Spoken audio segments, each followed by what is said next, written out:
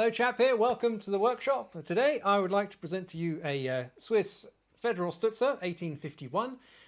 Some of our earliest videos have us shooting one of these side by side with an 1848 Zurich prototype of this rifle, but we've never actually gone into the history and the development of the rifle. So I aim to rectify this with two episodes. The first one will be about how it came to be, and the second one will focus more on the ammunition and we'll take it out shooting, because this was developed at a very interesting period in European history where all sorts of projectiles were being developed and tested and adopted. So this actually saw quite a variety of projectiles. So we'll go into that in part two. So no shooting today.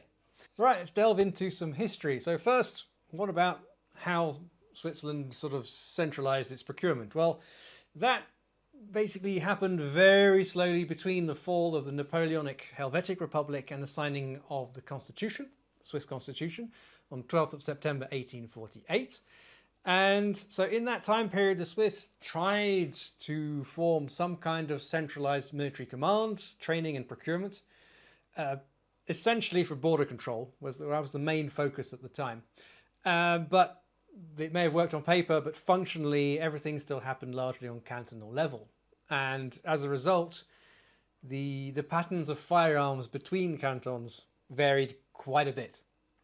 The main caliber, so at the time it was smoothbore muskets, 17.5, 18mm, 0.69 inch, firing undersized balls in paper cartridges. That wasn't really a problem with, but what they looked like, there was quite a bit of variation. So what interests us is, despite all the command and procurement, is the uniformity of firearms. And that really starts to happen from about 1842, when there's the introduction of a standard percussion musket, smoothbore, a percussion pistol, 1842, and also a standard breech conversion, so that regardless of the patterns of flintlock muskets you had, when you changed to percussion, you would have a standard breech conversion. So that was the infantry, but what was happening with the sharpshooters? That's what we really want to know. Well, traditionally, the sharpshooter companies were largely independent of the regular militia, both in terms of command and also of equipment, including the need to provide your own rifle. So you could bring Old Faithful with you and you could crack on. So you had to bring your rifle, also your own accoutrements to maintain it, and also your bullet mold.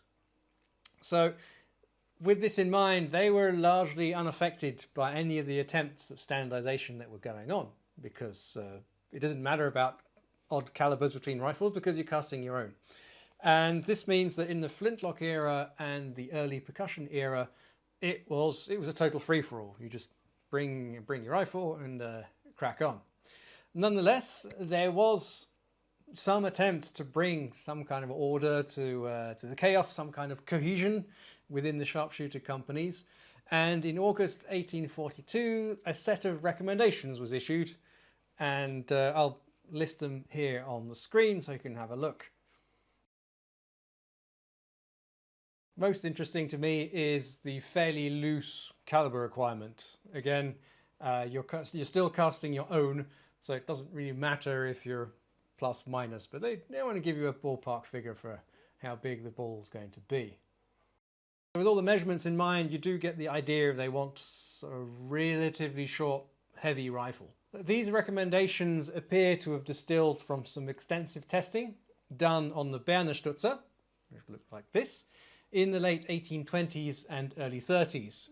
And this was designed by Carl Ferdinand Fischer, and it was adopted by Canton Bern as a standard sharpshooter rifle. So this is one of the exceptions to the rule, where they did, well, Bern was big enough and wealthy enough that they could equip their sharpshooter companies with one standard rifle.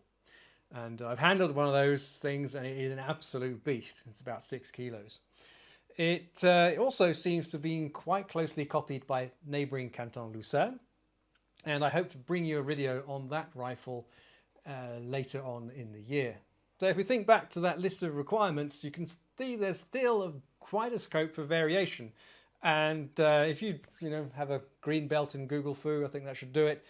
You will pull up a lot of pictures of Stutzers that meet those requirements, and they're called nominally 1842 pattern Ordonnance Stutzers. And during the brief Sonderbund War of November 1847, quite a lot of these probably will have taken pot shots at each other. With that silly politico-religious infighting over, with the victory of the Progressives and the signing of the Constitution, it was high time for the fresh, vibrant Confederation to move forward and finally reorganize its military structure, unify it, and also unify the arms and equipment.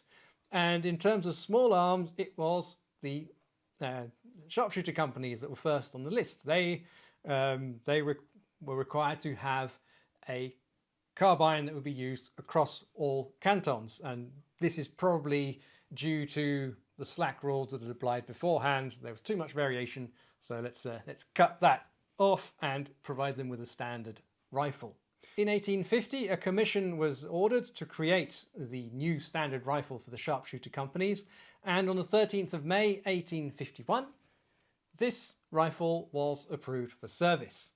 The rifle has an overall length of just over 4'1", and together with a bayonet it weighs in at 12 pounds.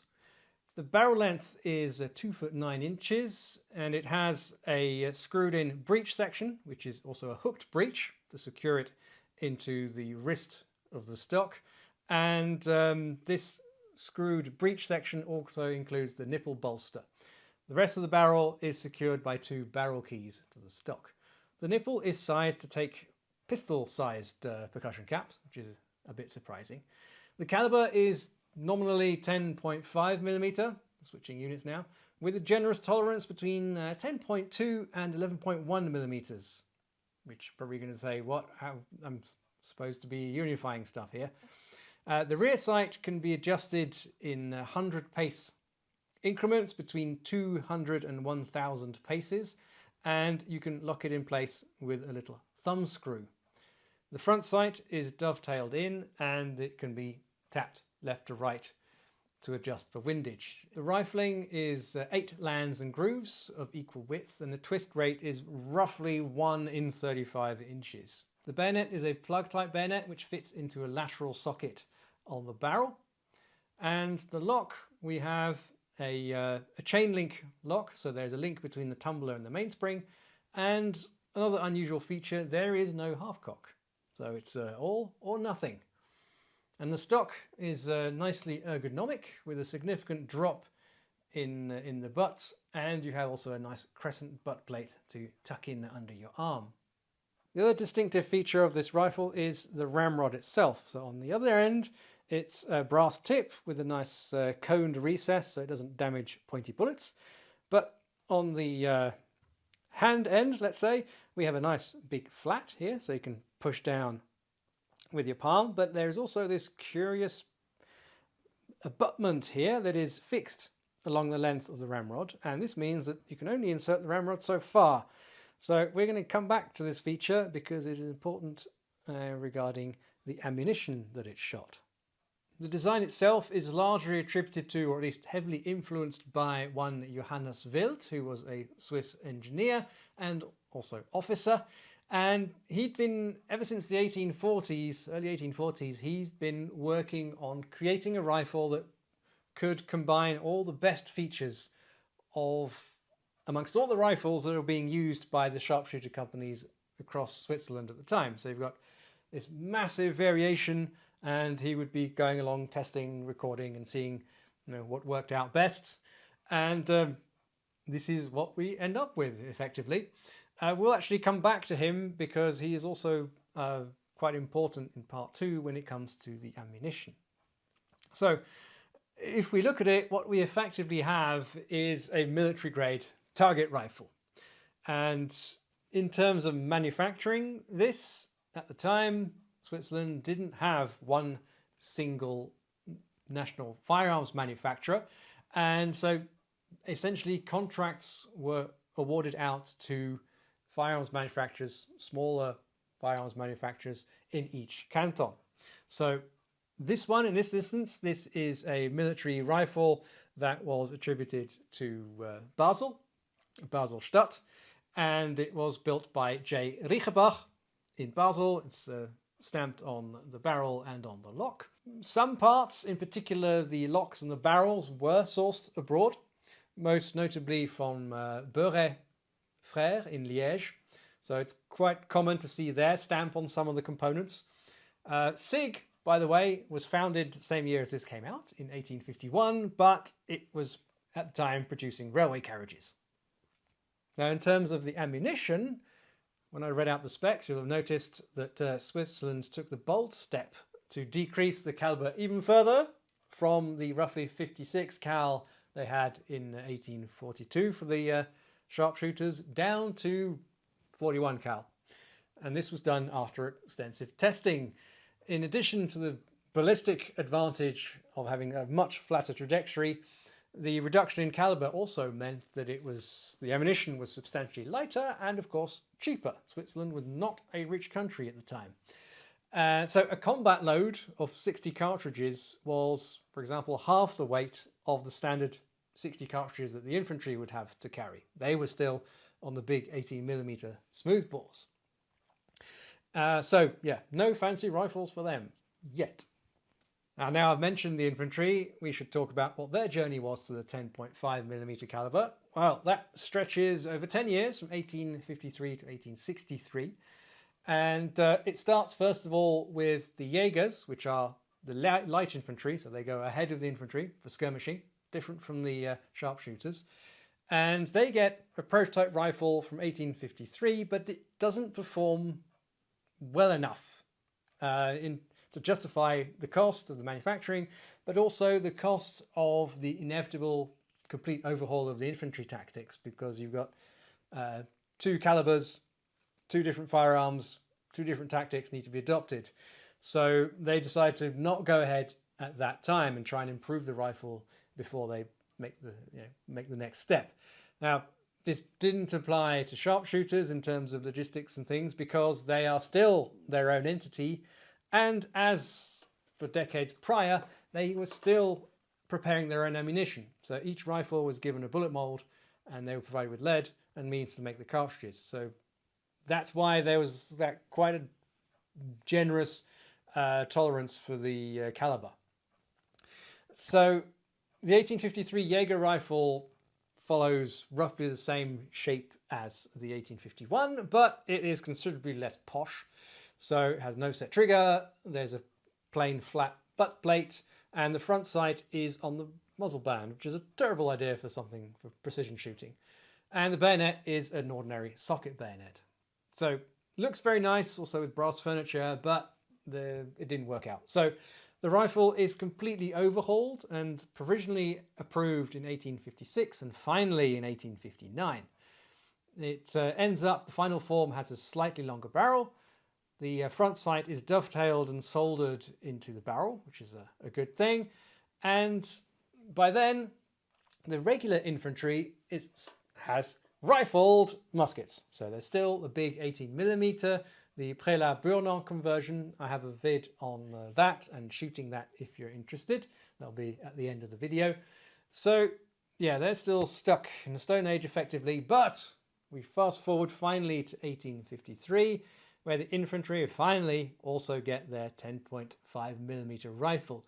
And essentially it is a Jaeger rifle that's been stretched with a 3 centimeters longer barrel, and they have a highly simplified rear sight. Huzzah! Only 5 years before they transition to a breech-loading repeating rifle. Incidentally, the 1863 infantry rifle was the first rifle that was completely produced by SIG. Anyway, after that tangent, let's get back to the Federal Carbine. There is actually a second pattern of this carbine, the 1864 pattern, and it gets a quick overhaul, mostly so that production can be streamlined. So the barrel has 4-groove rifling, just like the Jaeger and the infantry rifles. The cone of the nipple now takes standard large percussion caps, so it's all the same across all the firearms.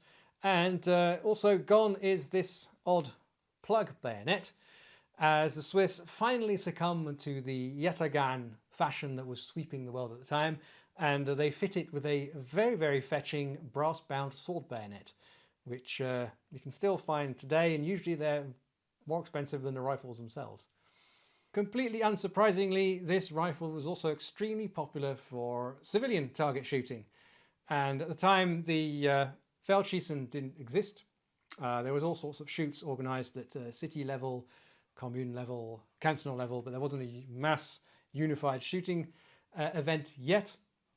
Nonetheless, everyone seemed to want to get their hands on these, whether they were sharpshooter or not. And it's actually quite common now to find either scrubbed service rifles or rifles that was set up by civilian gunsmiths for target shooting. And I have an example of one here. Now, of course, being a civilian rifle, it is not bound by any of the constraints and requirements that this one will have been to keep it as minimalistic as possible. So this one was in fact never fitted with a tangent rear sight. The patina is exactly the same as on the rest of the barrel, so I don't think it was ever fitted. Probably because we have a fully adjustable diopter here at the back, and the height is such that the sight would interfere here in the middle. We also have a tunnel front sight, and other things you'll typically find are checkering here on the front and around the wrist. You'll find variations on the drop in the stock. Sometimes you'll see the trigger guard has been modified to have a palm rest, or otherwise a palm rest is screwed in front, so you can rest your hand. And yeah, basically it's not a service firearm anymore. Sky's the limit. Whatever money you want to put in there. So this one has at least the lock is from Beuret Frères.